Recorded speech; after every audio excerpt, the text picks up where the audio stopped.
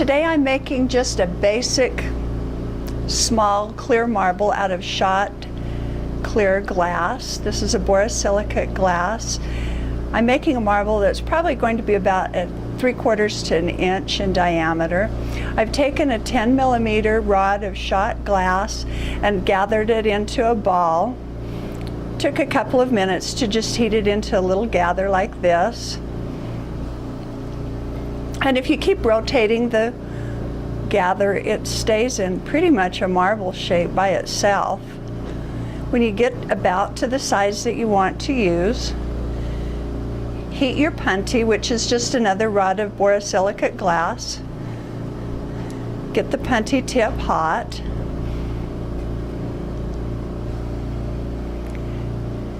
You can just touch that to the gather, and that joins them together. Let it cool for just a second, just so you've got a little more control over it. Now you can burn off or melt off the first rod.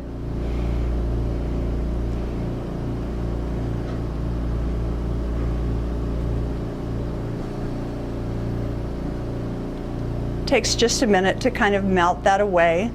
Keep twisting the marble. I've got the point of the rod that I'm trying to melt away in the flame.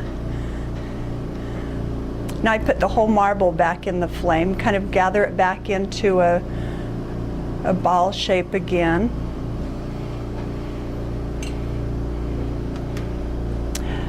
Now I'm going to use a multi-sized marble mold. This has a mold on one side that will make larger marbles up to about 2.5 inches in diameter.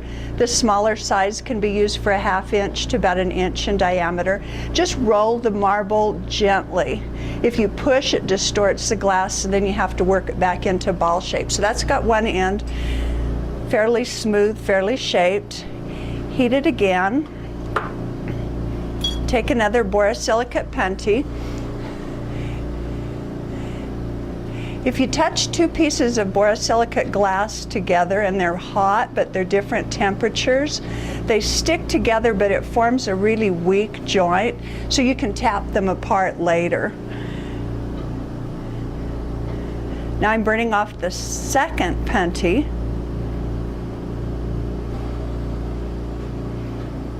And each time I do this, I get it just a little bit closer to the final shape.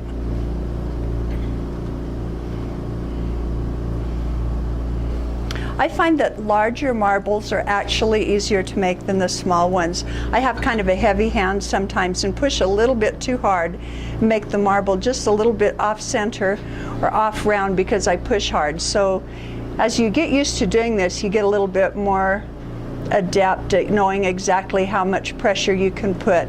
You just spin the marble in the mold, you don't push.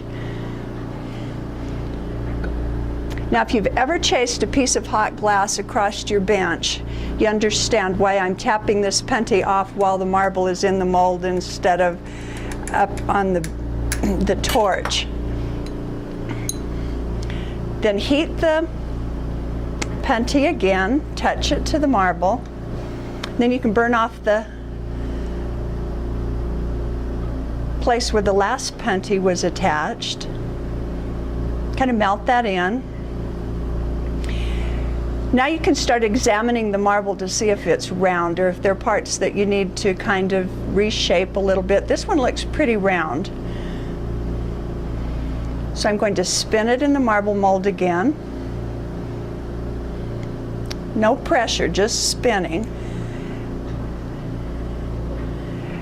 Sometimes you have to change the axis on the marble from north-south to east-west to keep it round.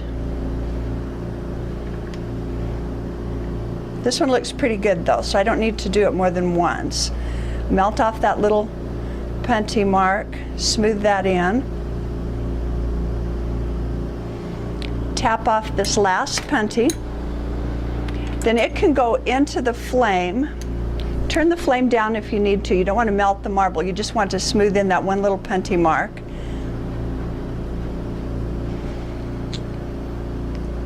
Let it melt in.